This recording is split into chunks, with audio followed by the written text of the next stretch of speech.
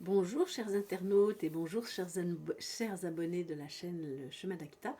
Ça fait un moment que je ne me suis pas exprimée sur ma chaîne parce que j'ai besoin de le faire que quand je me sens inspirée à dire quelque chose qui me semble avoir du sens, en toute modestie. Et puis voilà, on traverse parfois des périodes où l'inspiration n'est pas au rendez-vous parce qu'il y a d'autres priorités que la chaîne YouTube, ce qui a été mon cas depuis plusieurs mois. Donc voilà, je reviens vers vous aujourd'hui pour une nouvelle série. Et aujourd'hui, je vais vous parler à nouveau de mon cheval Cascabel. Mais pour celles et ceux qui ne connaissent pas l'histoire du Cascabel, je vais refaire une petite synthèse. C'est donc un cheval pure race espagnol que j'ai accueilli dans ma vie en 2019. C'était un cheval, quand je l'ai rencontré, je cherchais un cheval pour faire une recherche sur euh, la haute école de façon à pouvoir mettre en place ce que j'appelle aujourd'hui l'équitation quantique.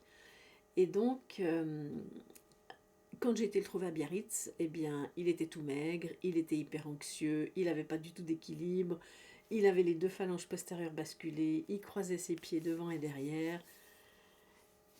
Voilà, c'était vraiment un cheval à la base un peu compliqué, mais j'ai eu un immense coup de cœur pour ce cheval qui avait 7 ans.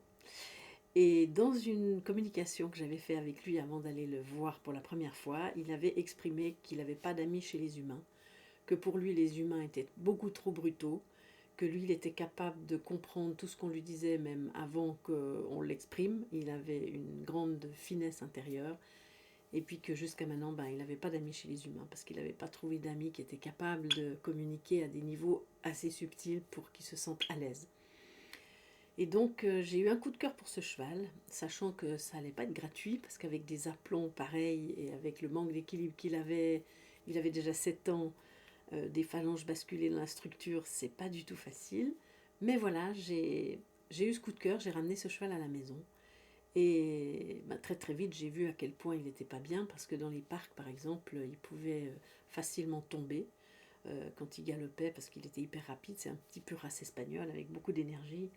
Et dès qu'il était un peu rapide dans un virage, il suffisait qu'il y ait un petit peu d'argile dans la terre, et puis il glissait et il tombait. Inutile de dire qu'il avait zéro point de force nulle part. Et donc j'ai commencé à travailler au sol pendant 2 ans avec l'Aki-Yogata. C'est une approche totalement novatrice des longues graines, qui se fait avec 2 cordes et 2 sticks de dressage, et qui a pour vocation de réhabiliter le mouvement naturel du cheval et puis construire les mouvements de dressage dans la biomécanique du cheval d'une certaine façon. Pour celles et ceux qui ne me connaissent pas, je vous rappelle que je suis chercheur en équipédagogie, que j'ai conduit une recherche de plus de 40 ans sur notamment les enjeux de la relation avec le cheval auprès de l'humain dans cette période un peu apocalyptique qu'on traverse aujourd'hui, mais pas seulement. Ça a été aussi une recherche assidue sur comment améliorer le bien-être des chevaux dans toutes les sphères de sa vie, la mise en place d'un protocole pédagogique qui permet de conduire les élèves dans l'excellence dès le départ, qui permettent aux élèves de s'approprier les 6 piliers de la sécurité pour faire une réelle prévention des accidents. J'ai aussi fait une recherche sur qu'est-ce qui distingue un maître d'un excellent technicien pour pouvoir justement amener les élèves à la maîtrise et pas que ça soit que des élèves mais que ça devienne vraiment des maîtres dans l'art d'être à cheval. Donc voilà, tout ça pour juste me présenter pour celles qui ne me connaissent pas. Donc, qu'est-ce que j'ai fait avec ce petit cascabel depuis 2019? Je me suis entourée toujours, comme d'habitude, de personnes très compétentes pour m'aider sur ce chemin de réhabilitation de ce cheval. Donc, j'ai demandé les services d'une super ostéopathe qui faisait de l'ostéoparage dans un premier temps. Ensuite, j'ai trouvé un parage qui a pris le relais un pareur qui a pris le relais tous les 15 jours. Et moi, de mon côté, j'ai évidemment initié Cascabel à ce travail de l'Aki Yogata. Et donc, au bout de 2 ans, je fais vraiment une synthèse, un saut de puce, mais au bout de 2 ans, eh bien, nous avions récupéré les aplombs du cheval. J'avais réussi à mettre Cascabel dans la rectitude, ce qui fait qu'il a pris beaucoup de force dans sa vie de cheval. Il tombait plus dans les parcs quand il galopait tout seul. Et ce qui était fort intéressant, c'est qu'au bout d'une année, ce qui était intéressant, c'est que ce cheval avait exprimé qu'il n'avait pas d'amis chez les humains quand j'avais fait la communication, ce qui était vrai parce que c'était très difficile d'établir un rapport avec un peu de chaleur avec ce cheval. Il était assez indifférent en fait, mais il accomplissait quand même tout ce que je lui disais, d'autant plus qu'il n'y avait pas de mort dans la bouche et il avait exprimé que c'était hors de question pour lui d'avoir de la ferraille dans la bouche. Donc j'avais évidemment respecté ça puisque je travaille sans mort depuis de nombreuses années, même en dressage. Et donc, ce qui était intéressant, c'est que au fur et à mesure où j'ai accompli ce travail qui lui permettait de trouver un meilleur équilibre, de redresser l'axe de ses postérieurs pour pouvoir développer de la force de portage et de la force de propulsion, ce qui était très intéressant, c'est qu'au fur et à mesure où il gagnait en confiance dans son corps, dans ses mouvements et dans son groupe d'amis, dans l'interaction avec les autres chevaux, au fur et à mesure où il gagnait ça, je voyais qu'il venait de plus en plus volontiers dans le travail. Je me suis déjà aperçue que, en fait, il avait dû à un moment donné faire le lien entre tout ce que je mettais en place pour lui et l'amélioration de sa vie. Et cette observation, elle me permet aujourd'hui de dire qu'en fait, j'ai la profonde, l'intime conviction, de par l'expérience que j'ai vécue avec mes chevaux, qu'on est dans une coévolution avec le cheval. On n'est pas seulement dans un rapport où le cheval nous apporterait tellement de choses bénéfiques pour nous. Ce qui est vrai, ce qui est absolument vrai, c'est indéniable. Et je crois que je peux faire une grande liste de ce que les chevaux m'ont apporté dans ma vie et ont apporté à mes élèves dans ma vie. Ça, c'est indéniable. Mais je crois que on doit faire un petit pas de côté quand même pour voir que on peut aussi nous aider le cheval et accompagner le cheval dans sa propre évolution, et je dirais même peut-être à reprendre son évolution. Parce que quand j'entends un peu partout les discours qui parlent de tout ce que le cheval nous apporte, nous permet de vivre, nous permet de dépasser, de renforcer, eh bien j'entends aussi un courant de personnes qui s'élèvent souvent sur les réseaux sociaux en disant « mais arrêtons d'utiliser le cheval pour soigner nos névroses », par exemple. Je l'entends assez fréquemment. Le cheval n'est pas là pour nous soigner nos névroses. Et puis, ces remarques que je croise fréquemment sur les réseaux sociaux, elles m'ont évidemment interpellée parce que il y a quelque chose de vrai dans ce que disent ces personnes. Et il est absolument exact que c'est pas du tout juste d'utiliser le cheval comme un exutoire, comme un instrument. Et ça, par exemple, toute ma carrière, justement, j'ai veillé, année après année, jour après jour, j'ai veillé à jamais utiliser le cheval comme un instrument, à toujours le considérer comme étant pas mon égal, parce qu'on n'est pas égaux, mais par contre comme un compagnon, mais vous voyez, dans un compagnonnage, on est deux, il y a deux compagnons, et donc je me considérais aussi bien comme son compagnon qu'il me considérait comme sa compagne, qu'il me considérait comme sa compagne ou son compagnon. Et en fait, au fil des expériences avec mes chevaux, je me suis rendu compte que quand on les considère comme des êtres à part entière,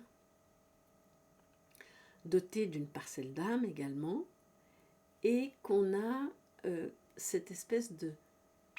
Je ne veux pas dire que c'est une conviction, parce que quand on fait de la recherche, on n'a pas de conviction justement, mais on a parfois des intuitions ou on a parfois des sensations, je dirais. Hein.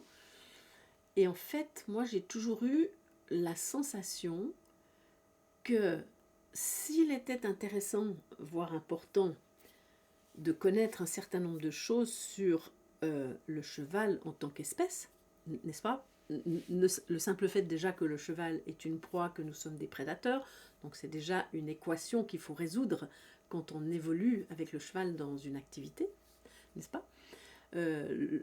Connaître par exemple aussi parfaitement que le cheval En tant que proie, il trouve sa sécurité dans la fuite, donc fuite égale sécurité pour le cheval, et pour l'être humain, la fuite du cheval est égale au danger.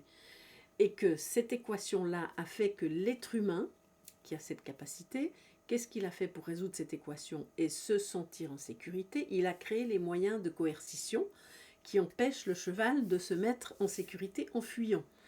Et puis après, ben voilà, ça donne une sorte de, comment dire, de résonance dans les deux cerveaux reptiliens, mais je ne veux pas m'étaler là-dessus dans cette vidéo.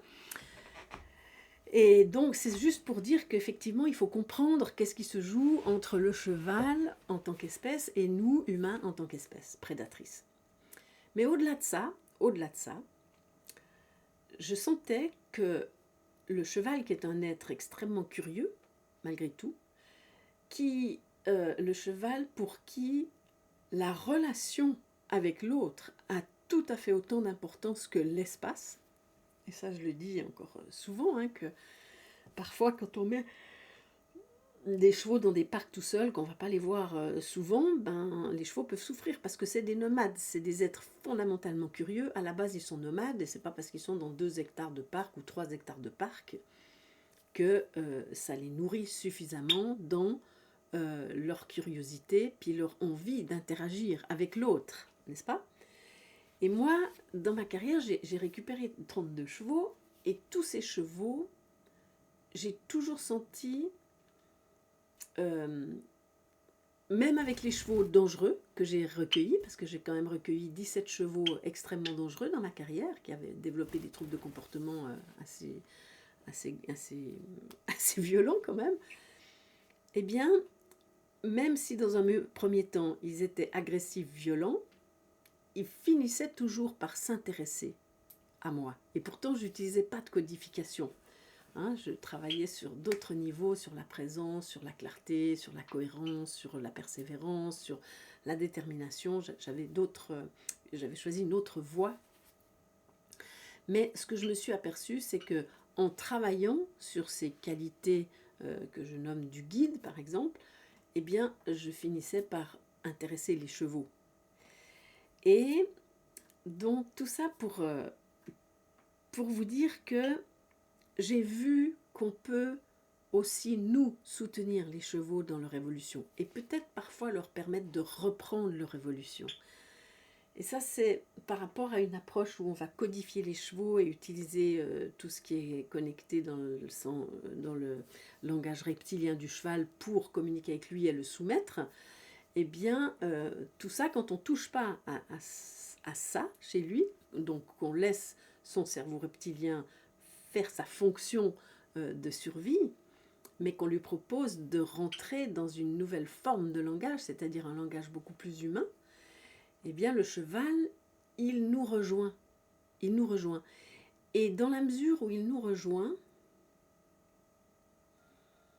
il y a quelque chose qui se modifie dans son rayonnement, parce qu'il fait un nouvel apprentissage relationnel. Et là, quand ce nouvel apprentissage relationnel basé sur l'écoute du langage humain que propose l'humain, eh bien, ce qui est intéressant, c'est que le cheval n'est plus tout à fait qu'un cheval. Comment vous expliquer? Si moi je vais dans un parc et que je vois des juments poulinières, je vois des juments poulinières en troupeau avec leurs poulains. Et je vois un troupeau de juments, donc des animaux qui sont des juments, qui font des poulains. En revanche, quand j'accompagne un cheval à transmuter tous les traumatismes qu'il a vécus auprès de l'humain, à lui permettre de faire l'expérience sans du tout utiliser forcément son langage, mais par une autre voie qui est plus basée sur la maîtrise de soi et la clarté dans la communication corporelle et tout ce que j'ai évoqué avant, eh bien, le cheval, il va avoir envie d'entrer dans ce langage parce qu'il va se sentir en sécurité avec un humain. Et ce que je trouve vraiment intéressant, c'est qu'à partir de là, il y a quelque chose qui change dans leur regard qui fait que quand ils interagissent avec nous, c'est comme s'ils avaient développé une certaine... Je vais sur des œufs, hein, bien sûr, parce que je n'ai pas de preuve actuellement scientifique. J'ai une preuve à travers mon expérience avec mes 32 chevaux, mais ils développent, sinon une certaine conscience individuelle, mais ils développent en tout cas une perception d'eux-mêmes qui est très différente d'un cheval qui n'interagit pas forcément à ce niveau-là avec des humains. Et ça veut dire que quand je croise des chevaux, comme par exemple les chevaux d'Akita ou d'autres chevaux que j'ai rencontrés, notamment de spectacles qui avaient une relation particulière avec leurs humains, hein, notamment Frédéric Pignon, Ferdinand Klaus-Empfing, ben, quand je vois des chevaux comme ça, j'ai presque envie de dire bonjour monsieur, bonjour madame. C'est plus tout à fait que des chevaux. Et donc, je me suis un petit peu écartée pour placer l'histoire de ce que je vais vous raconter maintenant pour Cascabel dans le contexte d'une coévolution, qui fait que je ne suis pas en train d'utiliser le cheval, je suis en train vraiment de faire le chemin de coévoluer avec lui, c'est-à-dire de lui apporter déjà tout ce que moi je peux lui apporter pour son confort de vie, par rapport au respect de ses besoins, et puis pour lui proposer d'aller un petit peu plus loin et me rencontrer dans une autre dimension. Et là, je m'aperçois que le cheval, quelque chose se modifie chez lui. Et donc, pour en revenir à mon petit Cascabel, qui était tellement anxieux en 2019 et tellement fragile quelque part, aujourd'hui, avec tout ce travail, eh bien, il commence, enfin ça fait déjà maintenant 2 ans que quand je le lâche, il me suit. Et j'avais envie de partager avec vous un moment de grâce que j'ai vécu avec lui l'autre jour. Je suis partie de son parc où il a laissé ses 2 compagnons. Et je suis partie dans la forêt toute seule avec lui à pied. Et je l'ai lâché dans la forêt. Et vous voyez, ce qui était très touchant pour moi, c'est que... Comment vous expliquer ? Cascabel, maintenant qu'il est devenu fort, il n'est plus du tout anxieux et il est devenu une véritable sentinelle pour les 2 autres chevaux avec lesquels il vit, c'est-à-dire mon vieux cheval diamant de 27 ans et puis un petit étalon de 80 cm qui s'appelle Oscar. Et en fait, Cascabel est devenu une véritable sentinelle, un gardien, un protecteur, un rassembleur. Et je le vois quand il interagit dans les 4 hectares qui sont une magnifique clairière entourée de grands chênes et de grands arbres. Et c'est vraiment un paradis, une sorte d'hôpital naturel incroyable. Dès qu'il y a un bruit dans la forêt, par exemple, il va aller face au danger. Il va se déployer, il va déployer toute sa puissance pour traverser le parc face au danger, tout près du danger, pour veiller sur les 2 autres. Et c'est une vraie sentinelle parce qu'il entend tout avant tout le monde. Et c'est comme si son charisme, son champ d'attention, il se déployait dans toute la clairière. C'est-à-dire il y a un petit peu de Cascabel partout dans la clairière qui tient, qui est dense, qui fait que personne ne s'approche de la clairière. Et l'autre jour, il y a un chien qui est rentré dans la clairière et il a foncé dessus sans le blesser. Mais vraiment, j'ai senti qu'il a dit au chien, « Toi, c'est pas ta place ici. Tu sors de mon espace. » Et le chien, évidemment, il est parti quand Cascabel a commencé à lui courir après. Je pense pas qu'il lui aurait fait mal, mais en tout cas, il n'était pas content que ce chien soit dans son espace. Et donc, le fait que ce soit un rassembleur aussi, le fait qu'il parte en promenade avec moi tout seul, que je puisse le lâcher et qu'il ne retourne pas vers ses compagnons, ça a été pour moi une expérience vraiment bouleversante quand je l'ai vécue. Parce que je marchais dans cette forêt, il s'arrêtait, il broutait. Dès qu'il ne me voyait plus, il arrivait au galop parce que j'avais pris un virage. Il me rattrapait, il marchait un petit moment à côté de moi. Après, il repartait 100 mètres devant, il broutait. Puis moi, je marchais comme si je me serais promenée avec ma petite chienne Luna, en fait. Et j'avais zéro inquiétude. j'étais totalement présente en moi, dans ma marche. Il n'y avait rien dans mon mental qui pouvait me dire, par exemple, oh là là, il va partir, il va rejoindre les autres, ou il va s'enfuir. Il n'y avait rien de tout ça. J'étais profondément enracinée dans une confiance indestructible dans la relation que j'avais créée avec Cascabel. Et vous voyez, quand on vit des moments comme ça, je l'avais déjà évoqué dans la vidéo que j'avais fait sur Cascabel, la première vidéo que j'avais fait sur lui, mais vous voyez, pour moi c'est le Graal. C'est le Graal parce que c'est une vraie rencontre interespèce dans un espace relationnel qui est finalement mystérieux. Parce que vu que j'utilise pas des codes qui appartiennent au cheval et à la communication typiquement cheval, et que j'ai invité Cascabel à me rejoindre dans ma façon d'interagir, dans ma façon de communiquer et d'être en relation, ça crée un espace qui est un peu magique comme ça, parce que pourquoi est-ce que le cheval me suit comme ça, lui qui était si sauvage, lui qui ne voulait pas entendre parler des humains?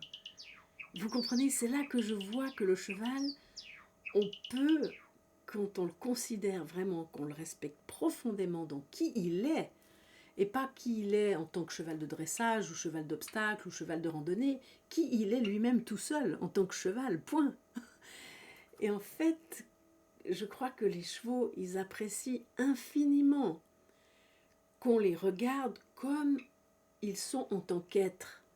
Après, ce qu'on va faire avec eux, qui a de l'importance, puisqu'ils doivent être en mouvement, puisqu'ils ont perdu la liberté, ils ne peuvent pas faire les 25 km dont ils ont besoin par jour, donc c'est très important qu'on accomplisse des choses avec eux. Peu importe l'activité qu'on fait avec eux, c'est très important qu'on le fasse pour eux. Mais ça ne doit pas être ça, la toile de fond de la relation. Ça doit vraiment être l'écoute profonde de qui il est en tant qu'être. Et donc, j'étais dans cette forêt complètement bouleversée et touchée profondément. Et puis dans un sentiment de gratitude, mais vous savez, c'est vraiment de l'énergie d'amour qui se dégage entre nous, je dirais. Vous voyez? Et c'est pas l'énergie de l'amour au sens du sentiment humain, c'est autre chose qui est au rendez-vous. Et ce qui était très touchant dans cette promenade aussi, c'est que quand on est rentré, on est arrivé sur le dernier sentier qui menait au parc, eh bien, je ne voulais pas lui faire traverser le parc pour rejoindre les autres parce qu'il y avait trop d'eau et je ne voulais pas qu'il abîme le terrain. Bon. Donc, on devait faire le tour de cet immense parc de 4 hectares dans la forêt pour pouvoir entrer par un autre endroit où je leur avais créé un espace pour être libre pour l'instant pendant l'hiver. Mais lui, évidemment, il a voulu passer tout droit à l'endroit habituel où on arrivait en balade et pour pouvoir rejoindre ses copains. Donc, il s'arrête là et moi, je continue dans la forêt. Je continue pour lui montrer le chemin. Et donc, il a attendu bien 10 minutes, quart d'heure. Et au bout d'un quart d'heure, moi, je suis restée où j'étais. Je l'ai appelé, je dis « Cascabel, viens, on passe par là ». Et finalement, il m'a rejoint. Et là aussi, c'est touchant, parce que, vous voyez, j'étais au moins à 150 mètres.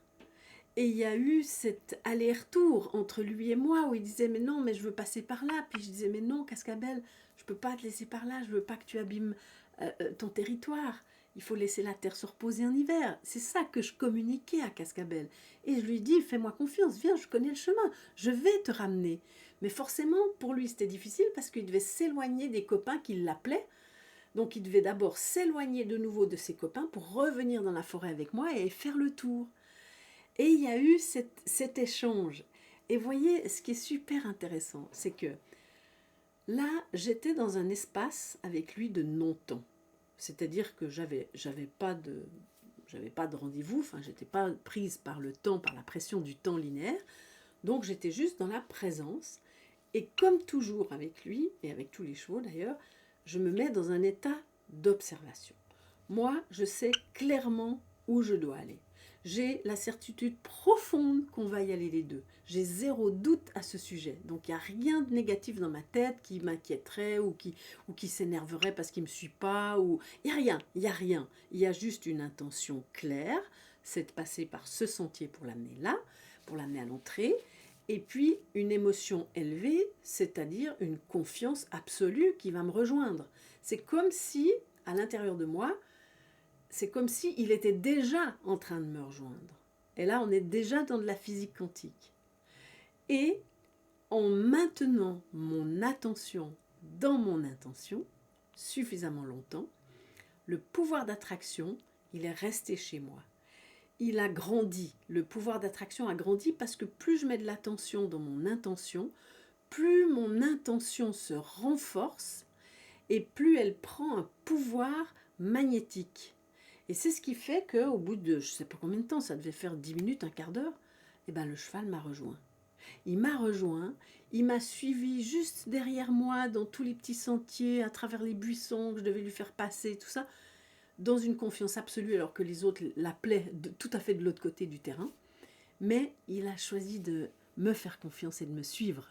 Et donc après, je suis arrivée au bon endroit pour rentrer dans le parc, j'ai ouvert, il les a rejoints à fond la caisse au galop.